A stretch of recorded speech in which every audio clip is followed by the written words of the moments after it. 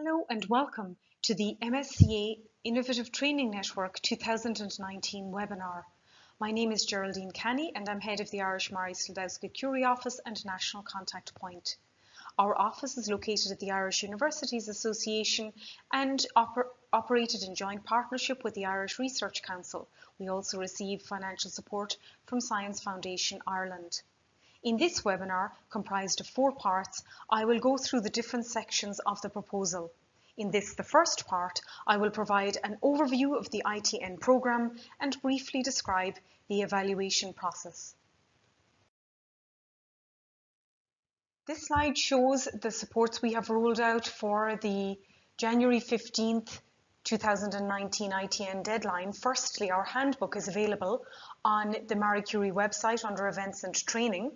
Recording of this webinar and all 4 parts is also available at the same location.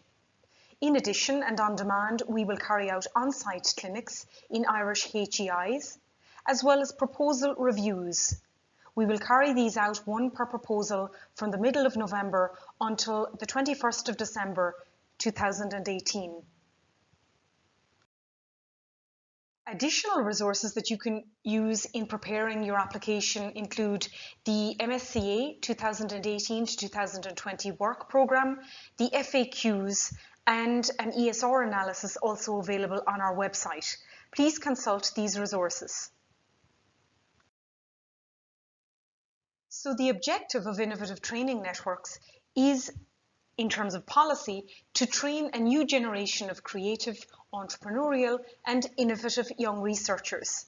This is a research and training programme for early stage researchers with less than 4 years research experience after undergrad. There is a very strong focus here on intersectoral and international cooperation. As shown in this slide, MSCA involves 2 sectors. The academic sector comprises higher education institutions, public research organisations and private non-profit research organisations. The non-academic sector comprises industry, MNCs and SMEs, CSOs, NGOs, government and public sector, regulatory bodies, national archives, charities, etc. Participation by both sectors is necessary for success. Intersectoral mobility is carried out in the following ways. Firstly, by secondments for structured and hands-on training, whereby the ESRs spend time in another organisation during the fellowship as part of their research project for a maximum of 30% of the total project period. If a beneficiary or primary supervisor is in the academic sector, the ESR can be seconded to the non-academic sector and vice versa. Intersectoral mobility can also be carried out by performing short visits over the period of days, which involve trips outside the main supervisor's organisation for the purpose of data collection, shadowing, workshops in the other sector, etc. Additionally, and as is the case for ITNs, there will be another supervisor to complement the main supervisor's expertise, and this supervisor will be located in the other sector. A typical ITN then comprises a consortium of organisations from different countries and sectors. Together they propose a high quality, top-class joint research training programme. They recruit researchers across the consortium. Each researcher works on an individual research project. ESRs must adhere to the MSCA mobility rule and not have lived in the country of their host organisation for more than 12 months in the 3 years prior to recruitment. Typically, ITN always involves advanced research skills and transferable skills training. This can be done in different ways, including local training and network-wide training. Networking and networking events constitute an important part of ITN, as well as secondments for each researcher to the other sector, as just described in the previous slide. Consortia involve 2 types of participants. Firstly, beneficiaries who sign the grant agreement, who obtain funds from the EC and who recruit and train researchers. The coordinator constitutes a beneficiary, of course, as well. Secondly, partner organisations host short secondments and/or contribute to training activities. There are 3 ITN modes: EIDs, EJDs and ETNs, all 3 of which have a maximum duration of 48 months. The minimum composition of a consortium for EIDs is composed of 2 beneficiaries from 2 member state or associated countries, from both the academic and the non-academic sector. That for EJD are 3 academic beneficiaries at a minimum from 3 member states or associated countries, and likewise the minimum consortium composition for an ETN is 3 beneficiaries from 3 member states or associated countries. As many partner organisations as is necessary to offer a high and top class training research project are allowed. ESRs are typically funded for 36 months, maximum of 36, and the minimum composition for a 2-member EID is 5 ESRs, whereas they often go up to 15 ESRs being recruited. For EIDs, it is important to note that the ESRs must spend at least 50% of their time in the non-academic sector. For EJDs, they must be awarded a joint or double PhD, and though it is not a formal requirement, a PhD conferral is also typical for ETNs. With respect to the budget this year, 35 million has been attributed to EIDs and EJDs, whilst a budget of 400 million euros has been attributed to ETNs. With respect to the consortium composition, institutions from member states and associated countries can participate as beneficiaries or as partner organisations. It is possible to have more than one beneficiary from the same country, but no more than 40% of the total budget can go to any one country, except in the case of a 2-beneficiary EID, where 50% of course would be allocated to each. It is possible to include non-European third countries as beneficiaries or partners, but high-income countries such as the US, Australia and Japan are advised to apply as partner organisations. This slide shows the composition of an ETN entitled Chess, which is coordinated by University College Dublin. This ETN was awarded 3.95 million euros from the European Commission and is comprised of 8 beneficiaries and 10 partner organisations. You can see the academic organisations which will be recruiting and conferring PhDs on the ESRs shown here in blue. The non-academic institutions involved are shown in orange. In this slide, we see the composition of a European industrial doctorate called Metaphor, which was allocated 820,000 euros. Here we can see there are 2 beneficiaries, Queen's University Belfast and Irish Laboratory Diagnostic Services Limited. In this instance, no partner organisations were involved because presumably in the application it was clear that none were necessary.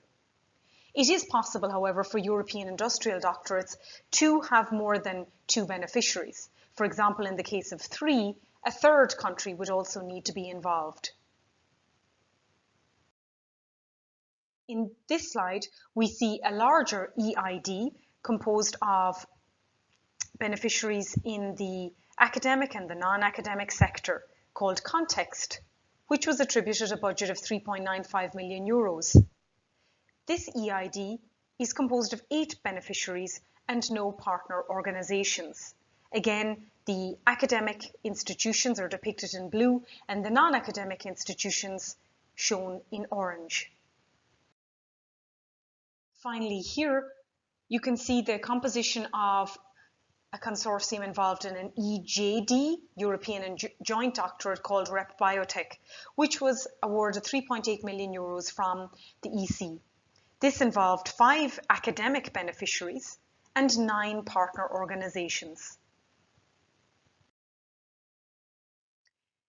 Here we see the funding model for the different MSCA in the current work programme until the end of Horizon 2020. Here we can see the living allowance, mobility allowance and family allowance for ITN. All researchers under an ITN must be employed, and the figures are inclusive of employers' pay costs as per national law. A country coefficient applies to the living allowance, and further information regarding the budget and its calculation can be found in the guide for applicants. In writing a successful ITN application, it is vital to remember that this is a research training programme. Neither aspect can be neglected. The proposal template constitutes Part B1 and B2. Part B1 should not exceed 30 pages and is divided into the Excellence, Impact and Implementation sections, to which are awarded a weighting of 50, 30 and 20% respectively. A number of ITN quality components have been identified by this office over the years based on ESR analysis and feedback. The consortium and programme must be outstanding, and this is done by developing a comprehensive programme vision, providing an integrated research and training strategy that is also coherent and feasible, by developing a realistic management, financial and institutional strategy, and finally, by recruiting excellent students and delivering value to them.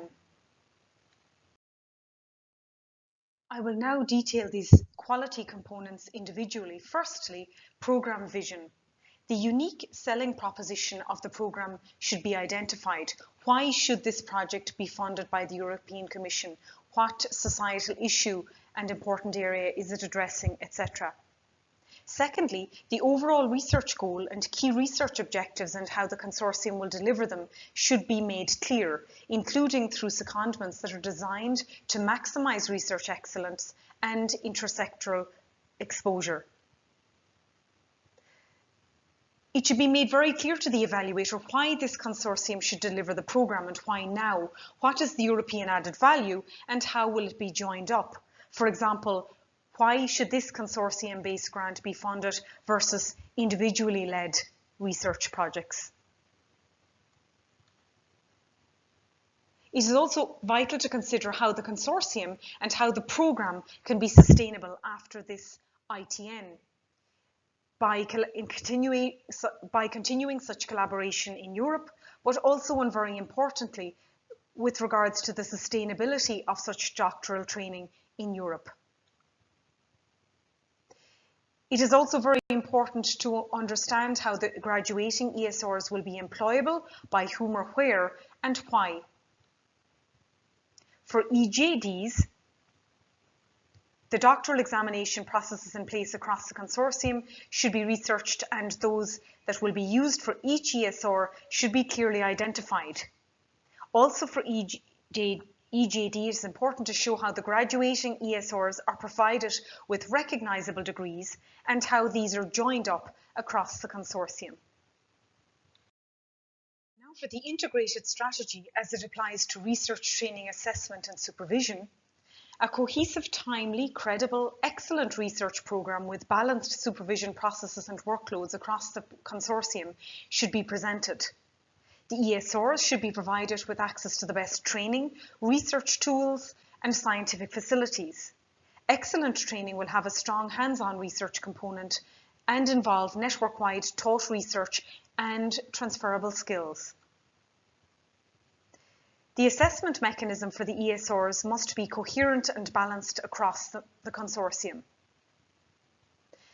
A formal continuous progress monitoring system should be implemented, and a collaborative research and communication platform for all those involved in the consortium, ESRs and staff, should be detailed in the proposal.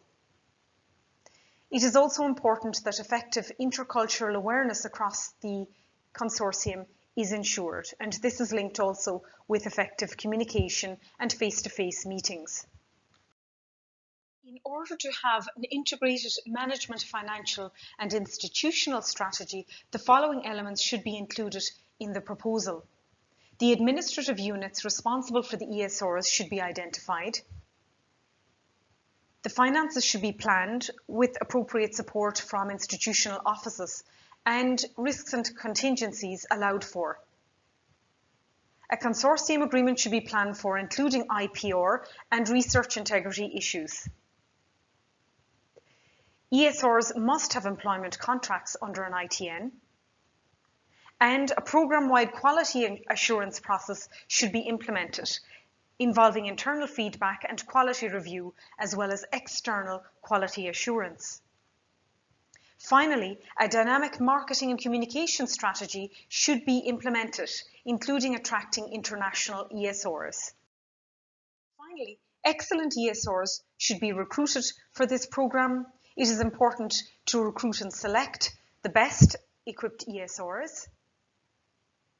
And once started the project, it is important that these individuals are well supported logistically with respect to any institutional support, visas, accommodation, induction, etc.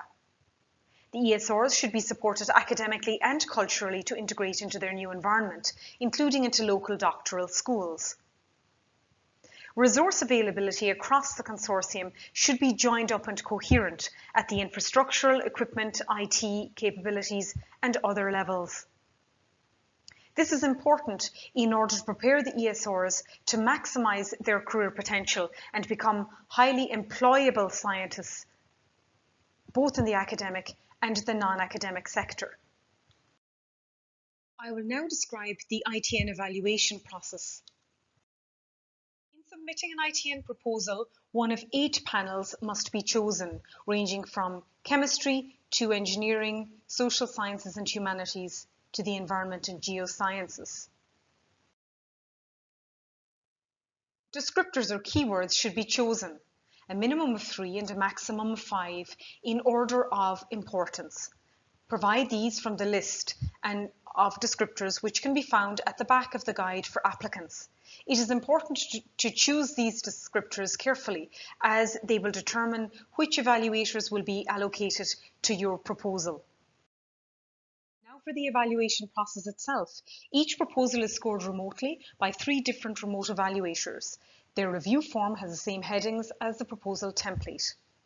As each evaluator gets approximately 8 proposals to assess in a short time frame, clarity and readability and spark in the proposal, both from a content and formatting point of view, is vital. Each remote evaluator scores the excellence, impact and implementation criteria out of 5. A vice chair acts as rapporteur and puts together the comments of the remote evaluations in order to deliver the draft consensus evaluation summary report back to the remote evaluators for discussion. This is done online through a chat system called SEP. The vice chair ensures that the comments match the score and that the process is followed. Proposals scoring above 70% are discussed and ranked by a panel of vice chairs in Brussels. For ETNs, proposals are ranked by a disciplinary panel, as shown in the previous slide, and the distribution of awards across panels is proportional to the numbers of proposals received into the budget. For EID and EJD, the final ranking is done in separate EID and EJD panels. This brings to an end part 1 of the 2019 ITN webinar. Thank you for your attention and I hope this has been useful to you. Irish applicants can address any queries to the mariecurie@iua.ie email address and we will endeavour to reply as soon as possible. Good luck.